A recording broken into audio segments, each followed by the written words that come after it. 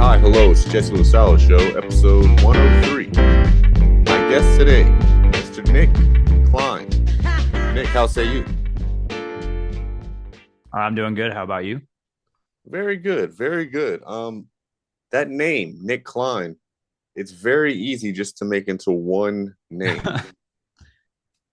Do you get that a Yeah, lot? yeah, because I refuse to go by Nicholas because I don't trust anyone that's name is Nicholas that doesn't go by Nick. Yeah, It's just too much of a mouthful. I feel like Nicholas is only for Nicolas Cage, and even he started going by Nick Cage, if that's even his real That's name. yeah, exactly. So you are the guitar and vocalist for Ever Static. Yes. Can you describe the music for our listeners who've never heard you? I would say that Everstatic is kind of like a weird musical brainchild of me, my good friend Drake, who's the bass player, and our drummer Brennan. And we take a lot of influences from the 90s. That's what a lot of our influential bass is like Caius, Queens of the Stone Age, the grunge bands like Soundgarden, Nirvana, Alice in Chains. And we kind of just fuse all of that together with whatever we're feeling in the moment. And that's we just like to convey a raw energy in person. And that's what we try to convey through our personalities and our music. I like that. So, what year were you born? I was born in 2002, Okay, so you're and taking it back. that's the same year Drake was born. Okay, so then, yeah, Yeah, y'all didn't even get to live through the '90s, yeah, man. we were kind of past the It was a hell of a scene, man. It was, prime. you know, I was in grade school, but I grew up listening to Yeah, Nirvana and Pearl Jam, which I guess kind of turned into Soundgarden and Queens of the Stone Age. Um, but yeah, I mean, definitely an awesome style of music, and not a lot of bands are playing that style anymore, I would say. yeah, like we kind of stick to our own sound because like well we feel that music isn't really special as long as if you don't make it about you specifically, then the music's not really special when you're playing it. So we try to be as unique as physically possible. Yeah, I dig it. And also, uh, how do you feel about cover bands? I feel like if a cover band isn't taking away the light from original band trying to push their own art, then it's fine. Because I know that cover bands have their place and original bands have their place. I don't personally agree when they invade the space, like take opportunities away from people trying to make a life out of their own art and like type of stuff like that. Yeah, I think cover bands are awesome for like casino gigs and maybe Yeah. even like some restaurants where, oh, you want to hear like, oh, Hotel California, or, and it's just like one guy with a guitar and like a laptop, and he has like a band in a box behind him, and he's just like up there. That's Yeah, kind of like, he's doing his thing. Yeah. yeah, I like that kind of cover band kind of thing. Or when it's like a bunch of high school students and they're like, oh my God, it's our first time on stage. Let's play fucking, Temple of the Dog or some shit. I don't know. And Yeah. then, you just, you can kind of respect that. But if it's like, I don't know, I've seen some pretty tough outfits where it's like a bunch of dudes in their 40s and they're still rocking like the aggressive dark wear and look and the grunge, and they're not even playing Yeah. their own music on top of that. It's a tough Yeah. look, but hey, they got to play music too. That's their outlet. That's what they're Yeah. bringing to it. That's their So, thing. Yeah. but I Like understand that's what what, you're saying. Like, as long as you're yeah. not impeding on the actual scene of people that are out there with their own shit, being vulnerable, playing their originals, you know, stay in your lane, I would say. Yeah, I think that as long as it doesn't take away from one another, then it's fine. because like even our band started off doing covers first when we started the band originally, because not everyone knows. Very few people go into a band going, "This is exactly what I want to say." Usually when people start a band, they kind of start off like, I want people to like us, I want people to see us, this is what I want people to see that I'm talented, type of thing. And then eventually you just don't care anymore and you want people to see you through the music. And I feel like as long as that's not taken advantage of by another, like a cover band to an original band, then it really doesn't matter as long as you're getting out what you feel you need to get out. But it's just don't become something fake for the sake of just doing it because you can, type of thing. If that Yeah, makes sense. agreed, agreed. So when did y'all start this band, Ever Static? So Everstatic used to be known as Phantom Sun, and it officially started 3 years ago in July of 2023. And we started it kind of on a whim because we got bored, and I'd been playing guitar at that point, so we kind of just like did it. And then eventually we started getting into the scene more and more, and then eventually we got into Lafayette like 8 months after we even started the band. Like we just couldn't get in there, and then it just went from there. So what kind of venues have y'all played so far?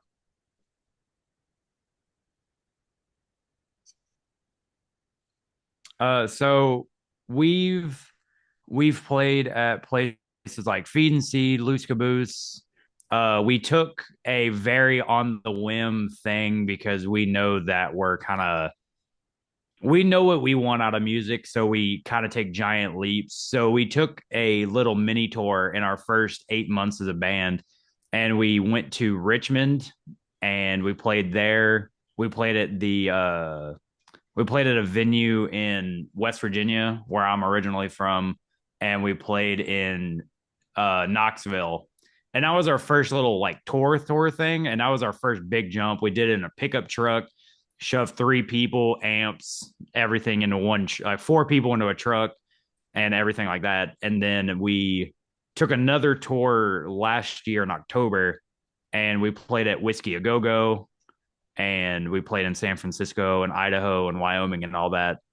And we're kind of just like, our entire mentality with the band is that if we don't push for what we want, there's no use in trying at all. And we kind of just take giant leaps and try to do as much as we can. And in the 3 years, we've played, I think, as of now, around 150 shows in 3 years. So we've been pushing it as hard as we physically can, just wherever, because we just want to share our art with everybody and who we are as people. Dude, that's impressive. 3 years, 150 shows. I mean, there's some math in there that's insane. So you're from where you said West Virginia? Yeah, I was born there, and then I moved down to Louisiana around like 10 years old. So I've been down here more than up there, but I still have all my family and stuff up there. Right. Well, not to be negative, but it's a lateral move. I think West Virginia and Louisiana are like both ranked dead last when it comes to Yeah. like everything. So Yeah, that's welcome I've aboard. been asking myself the same question. But yeah, that's awesome, man. So I mean, everywhere from the east to the west coast, and I've only been together 3 years. Do y'all have jobs? How do y'all do this? So our drummer, we've on our third drummer now, and usually the drummer is the most in a place employed. I mean, we all have a job. It's just I do freelance work, and I was doing stuff like that because I graduated in journalism and mass communications, so I do a lot of writing and promoting as side work. And then we make money from the shows, and then I just do stuff like that to help other bands and write music and stuff for other people so to get a little bit of money. And then our the bass player Drake, he does about the same thing. He does like door dashing, and he does like computer stuff, and he makes his own little freelance stuff. And then our drummer now works at a car dealership, so we usually find the time, but it helps that 2 of the members are very freelance oriented out of the Yeah. 3 of us. Yeah, you don't have So the man breathing down your neck, you know, yeah. or bill collectors come calling, or I don't know, do y'all have kids? Any of y'all? No, none of us. That's the other part of it, man. Once the first band member has a kid, it's like, well, there goes the dream of So the tour. God damn it. Or you got to be like a rambling man. You turn into just a no count father. Ugh, sorry, baby, I got to ramble. I got to go to North Dakota play a show tonight. You know how it is, baby. Yeah, that's tough. I mean, shit, I'm 41 and I've never gotten to do like a real tour like that. I've always wanted to, and now I feel like I'm too old. Like I'm too like me in a van with Nah. 40 other jack offs. I can't do that right now, man. I'm too old. I need my little shade, my eye mask, and my skin treatment before bed, and I gotta play my PlayStation before I go to sleep. I'm too that's soft, real. but that's awesome that people are still out there doing it. And in fact, the drummer of my band, he's in another band, and they went and toured up and down the East Coast, and it sounded crazy. I wouldn't even know what that scene looks like anymore. What what was one of the best gigs you had? I think like on the tour wise, I think if I were to be like the blatant truth was Whiskey a Go Go because that's like every rock fan's like daydream is to playing at one of the venues in music history. And it was kind of crazy just walking in there. You see the Van Halen plaque, you see Soundgarden, you see Black Sabbath, you see all this history that we grew like me and my band grew up on, and every other band really grew up on. And you just go there, and then we play in front of like 500 people and we're not even been a band for a full 3 years yet. And you kind of just see that and you go, oh, I'm playing one of the stages with this amount of people. It's like a mind opening experience, but it didn't really turn us any way. It kind of made us want to push harder because we knew that we're hit that point. Now we have to try and do bigger. And that's the only way we look at music is that we don't want to stop until we accomplish the goal that we want because we know that we are unique as people and that we just want to be able to share that message and help as many people with our music as we can, like music helped us. And I think Whiskey a Go Go really eye opened that. So I think in total, that would be my favorite show we've ever played. Yeah, that's like going from middle school quarterback to all of a sudden you're starting at Yeah. some like major college football program in front of 100,000 people screaming. That's insane. Did y'all have a good show at least? Yeah, it went really really well. We made a lot of good friends over like in LA and all that from it, and we have like an entire connection system now from all the bands we met over there, and I'm very very grateful we nabbed that show when we did because Yeah. it was like a once in a lifetime like bucket list type of thing. Oh hell yeah. I mean, there's nowhere to go but down from here. I'm sorry to say, but Yeah. unless y'all start, selling out stadiums. Yeah. One can It hope, one looks can like you're dream. not resting on your laurels, so that's good. Okay, so you as a band member, what would you describe if your bandmates had to describe you? You're laid back during practice. Who's kind of like the disciplinarian? Who's the person that's always late? Do y'all have these designated members that all bands seem to have? I'm not gonna lie, we don't really like have the stereotypical band layout, if that makes sense. We kind of just we I think the reason we flow together so much as a band is that we just exist. If that makes sense. We kind of just all have our days where we're late. We all have our days where we're a mess. We're all over the place. I mean, we don't really have anyone that totalize like makes it one big thing. The only thing that's like different is that we all take our own different versions of everything. Like our drummer usually handles like a promotion thing from his side. Uh, uh, Drake brings to the table like the editing on YouTube and like camera work and logistic stuff, and then I do the booking and the promotion as a whole and run the social medias and all that. So I am very grateful that this is one of the few bands I've ever known. And I'm grateful to be in the band with these people because we're able to just exist as a unit and we don't ever like, there's no push pull in an unhealthy way. There's only that push pull in like a benefit way. And I'm very, very grateful for that. Yeah, dude, that's rare. I mean, it's when you have the less band members you have, the better. But even then, it's still like being in a fucking relationship, just like a girlfriend. It's like everybody Yeah. has different needs and wants in this thing. Some people feel left out at certain times. Some people are having a bad day, like you said, or just a Yeah. mess. And it's just like having to navigate all those egos and personalities is interesting. I'm still amazed that bands are ever together or like Yeah.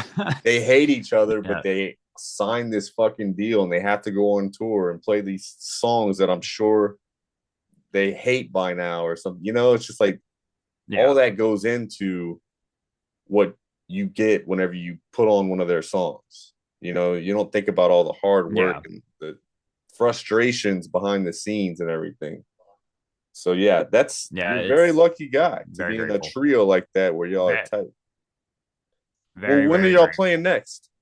We're playing, well, we're playing this weekend at Atmosphere, and then we're playing in Lafayette. Oh, well, we play 6 times this month, and we're playing at Atmosphere this weekend.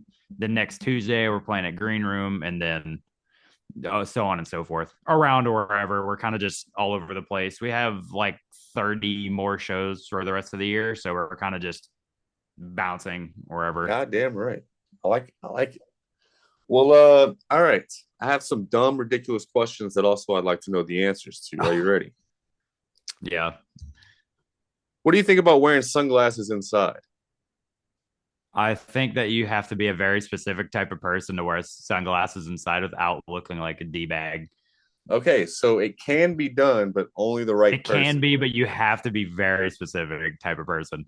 Interesting. All right. What's the brokest you've ever been?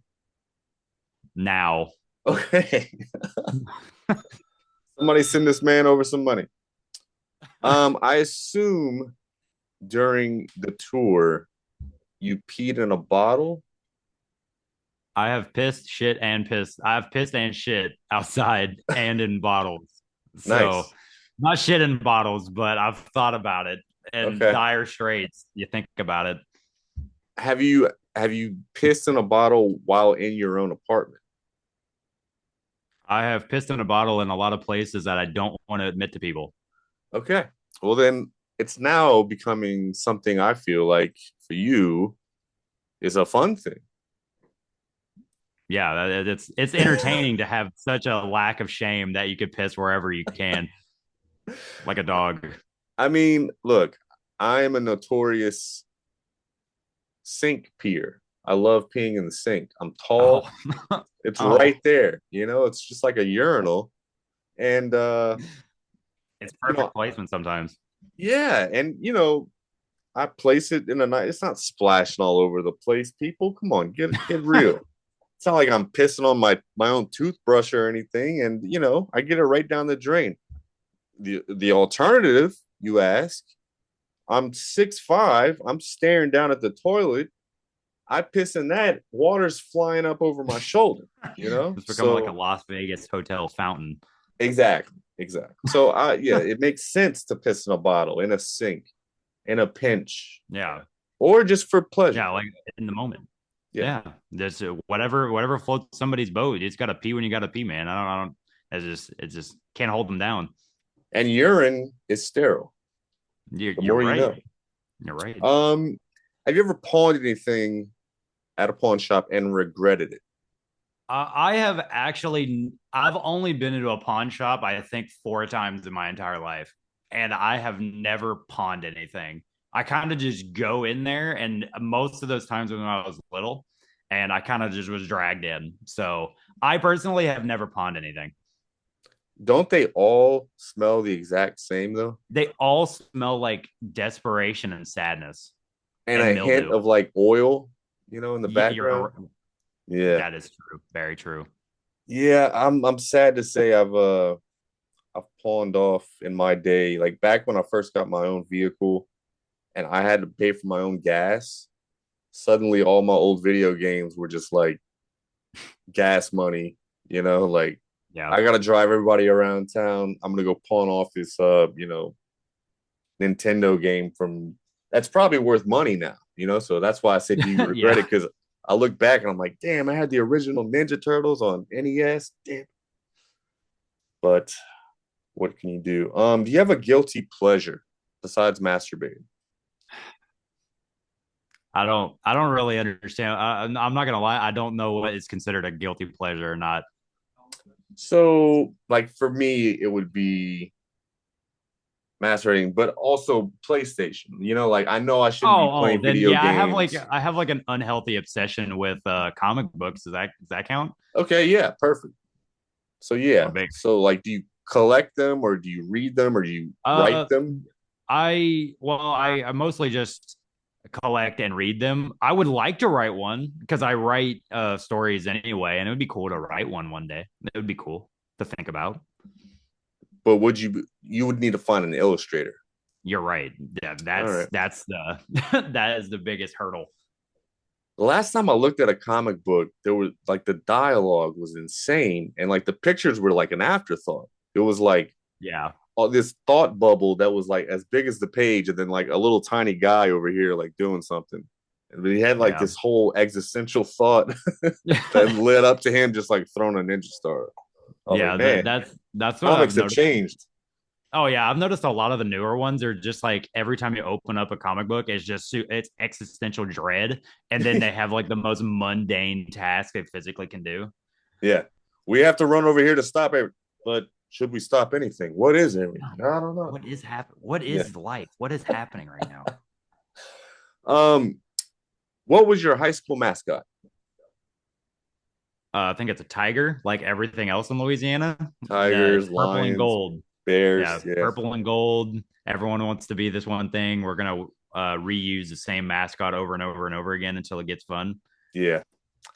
I like that they're using the NFL logos now. I don't know how they got away Oh, with that, but like they have the I Atlanta don't. Falcons logo up somewhere in like Texas. I'm like, damn, how Yeah, did y'all get I the don't rights for understand the that? legal logistics of that. Yeah. Have you ever owned an animal other than a cat or a dog? Yeah. Now, they need to have something fun like a mongoose or like a bronchiosaurus. Let's get like the Lafayette bronchiosauruses or something. Well, that Or ties like into a my question. concept, like we could have the Lafayette Lagoons. Okay, I like that. I think my internet's cutting out or something, but that ties in my other question. Have you owned an animal other than a cat or a dog? When I was like 5, I've never personally, but my dad had a piranha. Does that count? Oh yeah, I didn't dude. own it, but I existed near it. Holy shit. Single dad? No, So your no, mom let him unhappily do this? married. Yeah, Wow. yeah, yeah. Dude, I like that. Okay. So you must have a chill mom too. I guess Right on. See, y'all just what do y'all like chill enough. y'all throw like chicken carcasses in there and just watch them go to town? When I was little, I don't know. This probably didn't help any like mental trauma or anything, but we did just like throw like a dead mouse in there one time, and it just like tore it up, like destroyed it. Eh, And I was like 4, and I was like, Mom, Dad, what is it doing? And then we've done that. It happened more than once, and then I was like, yeah. Then you were That's like, as far as I can describe that without looking like Jeffrey Dahmer or something. yeah, I was about to say, then you started probably looking around the neighborhood like, what can I throw in that tank? I was looking for the dead animals so I can put them in jars. Uh-huh. There you go. Looking for. Well, I own some frogs and one of them passed away yesterday, sadly, after 4 years, you Oh, know, but he lived a good life. I'm sorry I for did. your loss. I appreciate that. Moving on. Have you ever sat on a padded toilet seat? A padded toilet seat, like the fur ones. Oh, I haven't. Oh no, I've seen like a furred one. the furred top, but then you open it up, but there's like a padded aspect to the Oh, actual oh, seat. I've sat on one of those before, but I've also sat on a fur Dude, seat. that's Those insane. it stinks like shit. And I didn't like sit on it. I thought about it, but like my skin almost touched it, and I was like, nah, I'm just gonna piss. I'm not gonna shit today, and then I just pissed You just found because a I just bottle and know that started pissing. there's uh, just lifted up that seat and pissed right in the toilet because I was scared. I didn't know if I wanted to. I don't know. It smelled exactly like what uh it smelled like a dirty lot. uh, Yeah, that's what the toilet smelled yeah, like a lot lizard or something. I don't know where in your life you have to be to think it's a good idea to get a padded toilet seat, a carpeted one, like you're telling me, like that. That's just There's got to bizarre. be That's some real midlife crisis activities right there. like grandma behavior, you know? Like you Yeah, go to a grandma's like house, you see that, you're like, yeah, I get it, it just but you just like it witnesses a smell of mothballs or something, and you just like yeah, the that bad too. decisions of life are just here. Yeah, it's Yeah. there's always some weird item of clothing off in like the corner somewhere. I don't know. Thinking of my Like a own grandma's passageway of house. eternal despair. Um, have you ever lived at an apartment complex that had a vending machine? I lived in an apartment complex with a meth lab in the basement. That may be better An than a vending machine. alternative That's more of a vending story. machine. So Yeah. how did you come to find out about this? Oh, well, I was like 9. And when you hear a bunch of people, well, in West Virginia, they had like the apartments sometimes go into the like a basement type of thing. And one time they were having a party and the police like raided the apartment and they like were running out in their underwear and you could just like and then they, on the news said there was a meth lab. I wasn't aware, but like seeing it on the news and I was like, oh, that's where I live. And then they have the footage of them running out in their underwear, like this big old fat dude just sweaty running out the door, and then there's a meth lab attached to it. So I was like, you know what? That's a life right there. That's understanding. That's insane. Did y'all move after that, or was it just like, oh, well, everything's fine now? We moved a few months after and then moved down here. So we weren't in the best financial space to go, yeah, this is time to move. We lived on the very top floor though, so we could like pretend it didn't exist. And you could We had also that like one luxury. could waft in the meth, smells, the I was probably aroma huffing in so much meth when I was little. I was unknowingly. probably huffing in so much. Yeah, unknowingly. That's probably contributed to like some mental like deteriorating or something. I think the government is poisoning our rain, so we're fucked You're anyway. right. It's fine. Yeah. It's meth rain. It's like Yeah, meth rain or something. I'm down. It should be ketamine and Molly. They should just distribute that Yeah, to just everyone. the big K, the big special K just raining down. Yeah. What are your thoughts on death? Uh, I gotta like think about it. I Don't think that smile. God, no, serious. I'm not smiling. I'm not smiling. I'm thinking. It's a You're thinking you're you're smile. laughing about death, bro.